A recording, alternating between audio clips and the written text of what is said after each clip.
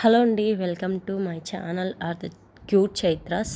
ఈరోజు వెన్నపూస ఎలా చేసుకోవడం, నెయ్యి ఎలా కరగబెట్టుకోవడం చూద్దాము. నేను ఒక 3 days మీగడ పెరుగు మీద మీగడ నేను చేసుకుంటాను. నేను పాల మీద మీగడ చేసుకోను, టేస్ట్ ఉండదని. ఎక్కువ రోజులు కూడా కొంచెం నెయ్యి స్మెల్ వస్తుంది అనమాట. పెరుగు మీద నెయ్యి చాలా రోజులైనా కూడా ఫ్రెష్గా మంచి స్మెల్ వస్తుంది. నేను 3 days మీగడ పెరుగు మీద మీగడ స్టోర్ చేసుకుంటాను ఫ్రిడ్జ్లో. ఒక గిన్నెలో కానీ బాక్స్లో కానీ వేసి పెట్టుకుంటాను. మీగడని ఎప్పుడైనా సరే మిక్సీకి వేసే ఒక 10 minutes ముందు బయట పెట్టాలి. నెయ్యి చేసుకునే ముందు, వెన్నపూస చేసుకునే ముందు 10 minutes బయట పెట్టుకొని, ఏ కూల్ వాటర్ అవసరం లేదు. సమ్మర్ అయితే కొంచెం కూల్ వాటర్ యాడ్ చేసుకోవాలి. మామూలు డేస్ అయితే ఏం అవసరం లేదు, నార్మల్ వాటర్తోనే 10 minutes ముందు బయట పెట్టాను. మిక్సీ జార్లో వేసుకొని ఫస్ట్ అసలు ఏం వాటర్ వేయొద్దు.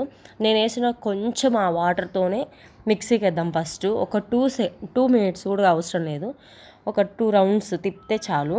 ఒక క్రీమ్గా యాడ్ అవుతుంది అనమాట. దాన్ని చూసుకొని దాంట్లో నార్మల్ వాటర్ యాడ్ చేసుకుంటూ కొంచెమే వాటర్ యాడ్ చేసుకోవాలి, ఎక్కువ వాటర్ లేకుండా. ఎక్కువ వాటర్ పోసుకుంటే ఆ వాటర్లో మీగడ అనేది కలిసిపోయి వెన్న రావడానికి టైం పడుతుంది అనమాట. చిలుకుతూనే ఉండాలి. అదే సేమ్ టైం మామూలుగా పడలేదని చెప్పి వాటర్ ఎక్కువ పోసి ఫ్రిడ్జ్లో పెట్టి మళ్ళీ చేసిన తర్వాత బయట పెట్టి చిలికితే రాదు. ఎప్పుడైనా సరే వెన్నపూస చేయాలంటే చిక్కగా ఉన్నప్పుడే చిలుక్కుంటేనే వెన్నపూస అనేది ఏర్పడుతుంది. ఎందుకంటే తొందరగా బయటికి వస్తుంది అనమాట, మజ్జిగ నుంచి డివైడ్ అవుతుంది అనమాట వెన్నపూస. సో అందుకని ఫ్రిడ్జ్లో పెట్టకూడదు, డీప్లో పెట్టకూడదు, మామూలుగా కూడా పెట్టకూడదు. జస్ట్ వెన్నపూస అది మీగడ మాత్రమే పెట్టుకోవడం. వేసుకునే ముందు మనం మజ్జిగ చేసుకోవాలి అనుకున్నప్పుడు, వెన్నపూస చేసుకోవాలనుకున్నప్పుడు 10 minutes ముందు పెట్టుకుంటే చాలు. నార్మల్ వాటర్ పోసుకున్నా పర్లేదు. ఇంకా మంచి సమ్మర్ వచ్చినప్పుడు వెన్నపూస అనేది కరిగిపోతుంది కాబట్టి అప్పుడు కూల్ వాటర్ పోసుకుంటే మనకి ముద్దలాగా ఏర్పడుతుంది అనమాట. ఎక్కువ వాటర్ పోసుకుంటూ కొంచెం వాటర్ పోసుకుంటూ నేను 3 days మీగడికి నేను కొంచెం గ్లాస్ నిండా కూడా పోయలేదు. ఇంకా అంతే. తర్వాత ఒక గిన్నెలో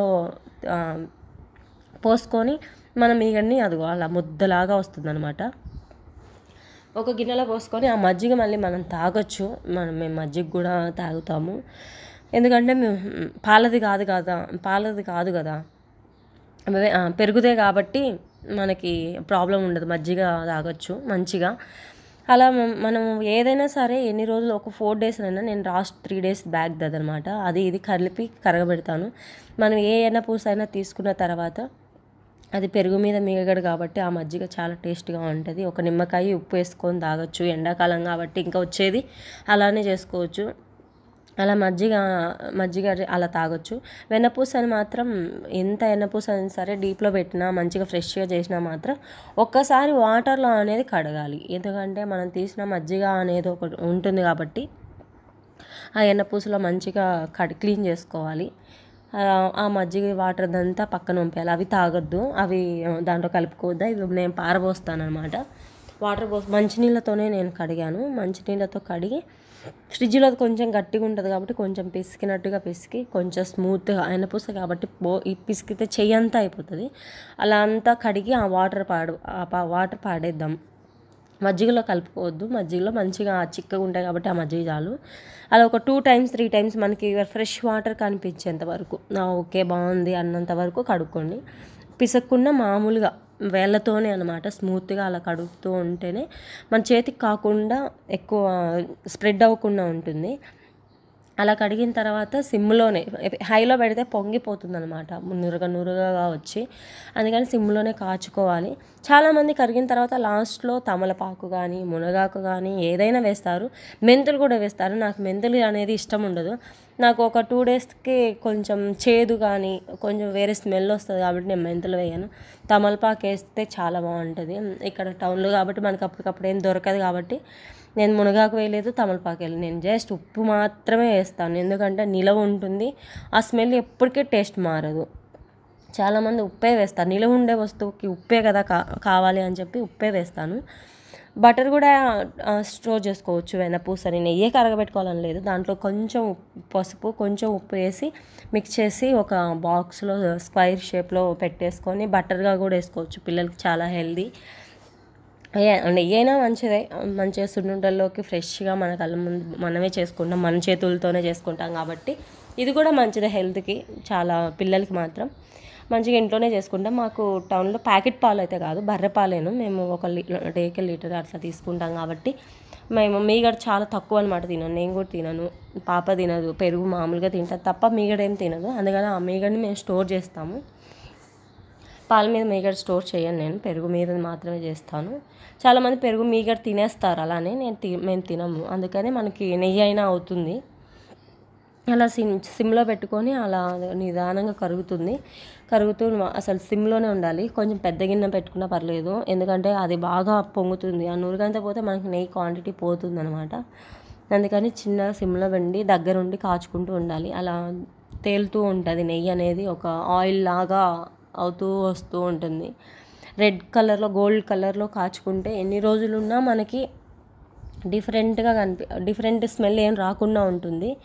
ఎక్కువ చాలా రోజు స్టోరేజ్ ఉండడానికి ఛాన్స్ ఉంటుంది కాబట్టి మనం దగ్గరుండి కలర్ ఎక్కువ మాడిపోయినట్టు కూడా చూసుకోకుండా దగ్గరుండి మంచి కలర్లో చూసుకుంటూ ఉండాలి. మనకి యూస్ అవుతుంది. గులాబ్ జామ్లోకి మైసూర్ పాకం పోసుకోవచ్చు, సున్నుండలు చేసుకోవచ్చు. మన ఇంట్లోనే కాబట్టి మనం చేసుకున్నాం కాబట్టి దేంట్లో అయినా యూజ్ చేసుకోవచ్చు. కొని చేసుకోవాలంటే కష్టం కాబట్టి సో నేను ఇలా సింపుల్గా ఇంట్లో ఉన్న దాంతోనే వచ్చే పాలతోనే నేను ఇలా 3 డేస్కి 4 డేస్కి ఇలా చేసుకుంటూ ఉంటానన్నమాట. ఇంకా ఇలా స్టోర్ చేసుకొని ఆ మజ్జిగను మేము వేస్ట్ కూడా చేయండి. లెమన్, జీలకర్ర పొడి, సాల్ట్ వేసుకొని మనం మజ్జిగైనా తాగొచ్చు, అన్నంలో పోసుకోవచ్చు, ఎలా అయినా 2 in 1 రెండింటికి. ఇంకా అలా ఉడుకుతూ ఉంటుంది అనమాట. పైన ఉన్న అంత వైట్ మొత్తం పోతుంది. ఆ పైన వచ్చే వైట్ నురగ మొత్తం పోయి మనకి ఫ్రెష్గా ఆయిల్ లాగా కనిపిస్తుంది అనమాట. ఏముండదు, ఒక చుట్ట వైట్ అనేది లేకుండా సైడ్కి అప్పుడే గోల్డ్ కలర్ యాడ్ అవుతూ ఉంది చూడండి గిన్నెకి. ఆ వైట్ అనేది ఏం కాకుండా అసలు ఏం కనిపించదు. మంచి golden colour, gulab jamun colour, brown colour వేపుతాం కదా గులాబ్ జామ్ని, ఆ కలర్లోకి వస్తుంది అనమాట. దగ్గరుండి కాచుకుంటూ ఉండాలి, లేకపోతే పొంగిపోతుంది, ఉడికేటప్పుడు పక్కన పడుతుంటుంది. అందుకని చూసుకుంటూ కాచుకుంటూ ఉండాలి. అదిగో ఇప్పుడు వైట్ అంతా పోయింది, బుడగలు వస్తున్నాయి కదా, ఇంకా మంచి స్మెల్ కూడా తెలిసిపోతుంది మీకు, నెయ్యి స్మెల్. అలా ఉప్పు వేసుకొని ఉప్పు వేస్తానే మూత పెట్టాలి, స్మెల్ పోకూడదు. తమలపాకు వేసినా సరే, ఏదైనా వేసినా సరే ఎమ్మటే మూత పెట్టాలి, ఎందుకంటే ఆ స్మెల్ అనేది పోకుండా ఉంటుంది. ఏది ఉన్నా ఆ నెయ్యికే పడుతుంది అనమాట స్మెల్. చల్లారిన తర్వాత మాత్రమే నేను డైరెక్ట్గా ఉంచను, వడగట్టి మాత్రమే ఉంచుతాను. ఎందుకంటే అలా అడుగున ఆ స్ప్రెడ్ అయింది చూడండి ఎంత ఫ్రెష్గా, గోరువెచ్చగా ఉన్నప్పుడే. థిక్ అయితే వడగట్టే దాంట్లోంచి దిగదు, గోరువెచ్చగా ఉన్నప్పుడు మాత్రమే తొందరగా వడగట్టే దాంట్లో దిగుతుంది. అలా పోసుకొని స్టోరేజ్ చేసుకుంటాము. నేను ఒక చిన్న బాక్సుల్లోనే స్టోరేజ్ చేసుకుంటాను, ఎందుకంటే వాడకుండా గెలకుండా ఎక్కువ దాంట్లోనే వెయ్యను. ఈసారి ఒక గిన్నెలో పోస్తే ఇంకోసారి ఇంకొక గిన్నెలో పోస్తాను, కదిలీకుండా ఉండడానికి. అలా ఏదున్నా అడుగు పోకుండా వడగట్టే దాంట్లో మాత్రమే ఉంటుంది. అలా అడుగుది మాత్రం నేను అస్సలు వేస్ట్ చేయను, అది కూడా గిక్కొని తింటాను. నాకు చాలా అంటే చాలా ఇష్టం ఆ అడుగుది, నేను బాగా గిక్కొని తింటా. ఆ ఉప్పు మొత్తం తీసేస్తాను చేత్తో, తీసేసిన తర్వాత స్పూన్ పెట్టుకొని నిదానంగా తింటా. చాలామంది ఏముంటుందంటే సున్నుండ చేసుకున్న పొడి ఉంటుంది కదా, దాంట్లో అది కలుపుకొని అయినా తింటారు. నాకు నెయ్యి ఎంత అయింది, పెద్ద గ్లాస్ నిండా అయింది, 1/2 లీటర్ గ్లాస్ కంటే కొంచెం తక్కువ. గోరువెచ్చుకుంది కాబట్టి నేను డైరెక్ట్ మూత పెట్టట్లేదు, కొంచెం